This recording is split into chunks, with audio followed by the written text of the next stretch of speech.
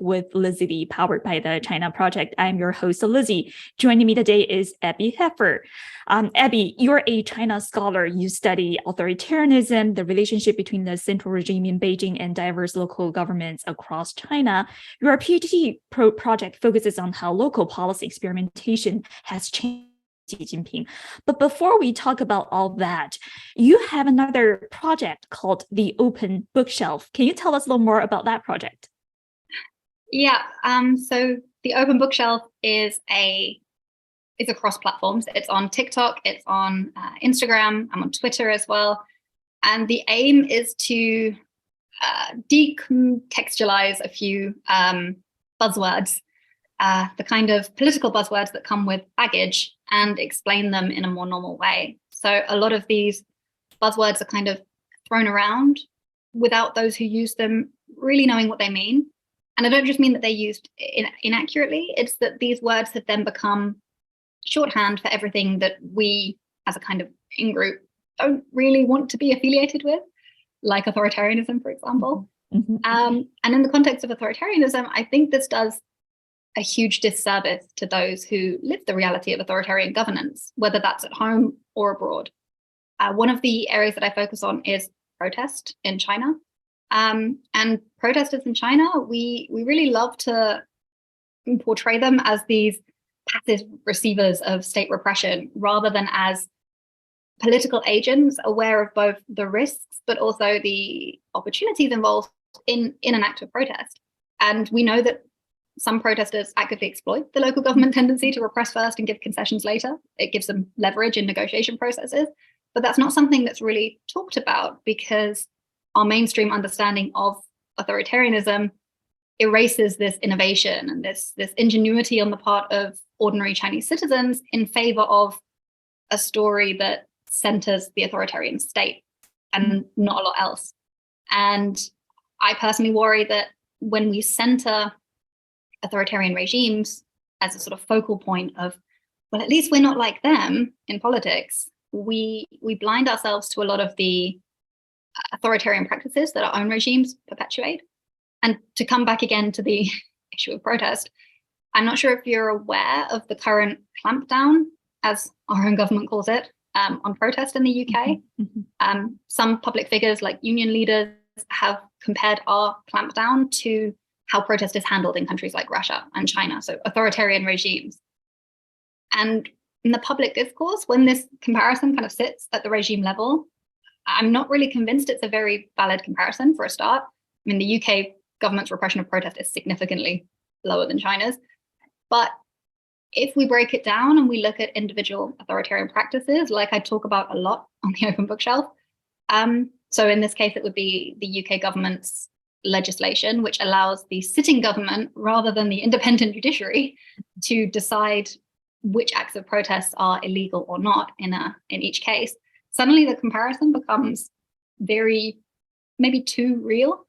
So my approach with the Open Bookshelf is to try and encourage people to take authoritarianism at face value, but also to see it as a facet of their everyday lived experience, rather than just some abstract, far distant issue on this other side of the world that usually involves China or Russia. I see. So I actually came across your work on TikTok. I find, your way to connect academic research with like a non-specialized audience really refreshing. You have many episodes on TikTok. Which episode is your favorite, or which episode has the highest engagement from the audience? I think the one which is my favorite and the one which has the highest engagement probably aren't the same. But one of the videos that got a lot of engagement was where I quoted and then problematized one of Eric Lee's infamous quotes. So you've probably seen it, almost definitely seen it, where he says, in America, you can change the political party, but you can't change policy. And in China, you can change the party, you can't change the party, but you can change policy. Mm. And this got a lot of attention. I even did a little remake of it this week in light of the China Quarterly article coming up. And I think it kind of taps into this urge to constantly compare the US and China to see which one is more bad and which one is more good. And it's a very easy argument to give extreme answers to. Mm-hmm. And my approach was basically, yeah, but also No. So sure, ordinary people can get involved in local policy experimentation, for example, but generally this only proves effective in certain circumstances, like if they live under a responsive entrepreneurial local government or have really good guanxi, or potentially if they're willing to protest. But that's a slightly newer research project on my part. I probably shouldn't talk about it yet. I see. Yeah, it was an interesting post and it inspired a lot of discussion, I have to say. Right. So that's terrific. And we will also put a link to your TikTok account so our audience can check out the other videos you have out there. So speaking of this knowledge gap between, we academics and the general public, what aspect of China or Chinese governance do you think the public needs to understand much better? Yeah, these kind of questions are always a bit of a double-edged sword because some of the most important areas aren't my research area per se. So I think one area that the public really needs a better, more nuanced understanding of is what Chinese influence actually is. Mm-hmm. So right now we've got this, in the UK at least, I'm not sure how it is in the US, but there's this really convenient focus on Confucius Institutes. And the UK has said, they want to get tough on China, which, okay, great. It's an important, realistic policy goal. But their version of getting tough on China is closing all Confucius Institutes. And I've done videos on this before, but closing Confucius Institutes, it all looks very nice politically, and it causes a lot of conversation online, for example. And it also serves, this nice purpose of making sure that only a specific social class of wealthy, probably business-minded citizens are able to learn Chinese and get involved in China policy. Mm-hmm. But it doesn't really solve any problems in terms of the Chinese state extending its control across borders. And it's not my research area, but I worked for a local government in China. I'm not sure if I mentioned that to you, between 2014 and 16. And these are the local government officials who are responsible for this soft power influence work. Mm-hmm. And everything else. So policy experimentation, policy implementation, they're responsible for a lot. And I saw firsthand how much leverage even just a local government was able to extend via the British companies investing in their jurisdiction. Mm-hmm. And I think Unilever and McVitie's have a bit more sway over government decisions than maybe me and my mates learning Chinese at Confucius Institute. But we don't seem to talk about that much in the public discourse. It's all closing Confucius Institutes, cultural influence over the British public, when actually there's a lot more going on here. And something that you probably understand a lot better than me, the influence that the Chinese state extends to harass overseas Chinese individuals and communities as well. Where's the policy to get tough on this kind of harassment, to protect, for example, the British overseas Chinese community? Right. But instead they do the whole xenophobic thing and do anti-China yellow peril as part of their tough policy. Yeah, it's interesting. I'd love to turn my research to it, but I'm focusing on policy experimentation. But it deserves a lot more. Fascinating. But I also wanted to talk a little bit more about your full-time job as a PhD candidate doing research on local policy experimentation. So, speaking of local policy, we usually have this belief that, during Xi Jinping's decade of leadership, there's a lot more power concentrated to the top. Therefore, there must be less incentive to experiment at the local or municipal level. But that's not the case from your research, right? And in fact, very interesting finding in our paper is that local officials during Xi Jinping's era are actually, even under much more pressure to visibly experiment. I wonder if you can elaborate on that point a little more. Yeah, so we agree, essentially, with the major finding that much more power is concentrated at the top under Xi, but that didn't necessarily begin with Xi's tenure for a start. Mm-hmm. So we can observe this increasing trend of reconcentration or recentralization of power since about the early 90s, where local government budgets were reined in somewhat, and then this has intensified under Xi, so the various steering instruments, as we call them, for recentralizing that power. But this isn't something new. This is something that many scholars are saying, that the centralization under Xi didn't necessarily start with him. What we struggled with then was this idea that the central government would intentionally try to disincentivize local policy experimentation, which, as we all know, has been a major factor in China's ability generally to adapt and to excel economically, but also for local governments in terms of local development, quality of life. Local experimentation contributes to what scholars call authoritarian resilience, so the strength and longevity of the Chinese regime. And it seems like a net good, even when you have issues of entrenched local interests and corruption, which challenge the logic of giving local governments such extensive freedoms. So what we needed to ask then was, if experimentation itself is useful, why would the center try to prevent it wholesale? But even if the center isn't trying to prevent experimentation, it may still be looking to control it in some way. And this is where this reconcentration of power comes in really handy, because what we call the increased steering capacity under Xi, and what many other scholars have observed, is that this increased power to steer local government decision-making through, for example, those hard budgets that I mentioned and the anti-corruption campaign, but also direct intervention commands, this hasn't gone away. And one of my favorite China scholars, Jessica Teets, I think she's American, and her colleagues found that local officials are then very unwilling to experiment under Xi. But because of this re-centralization of power that we're observing, they can't really say no to any demands or commands from the central government. So if these local officials are still visibly initiating experimental policies, as we found when analyzing these thousands of regulatory documents, and if they're still visibly and publicly experimenting, as our 2 case studies showed, there must be a command from the center to experiment rather than to not experiment. And disobeying that command must be riskier than the risks already associated with experimentation itself. So what we're arguing is that actually it's because of this increased steering capacity, this concentration of power at the top, that we're seeing more experimentation rather than less.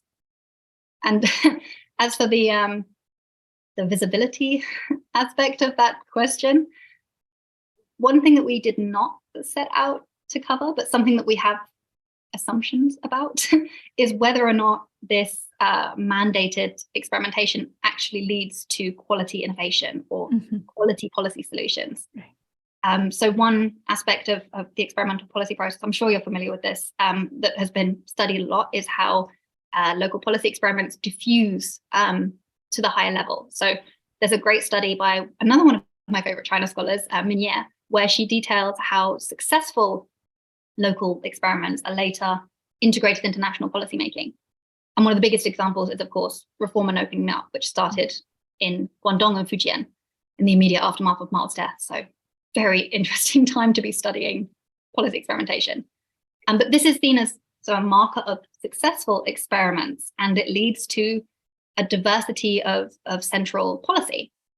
But it can take decades to analyze that. Another example is a study by Jane Duckett on rural healthcare reform, which went through lots of phases in the experimental process. So experimentation itself, evaluation, re-evaluation, and it can take a while before we really see what these experiments that have been started under Xi actually, where they go, if they make it to the provincial or the central level.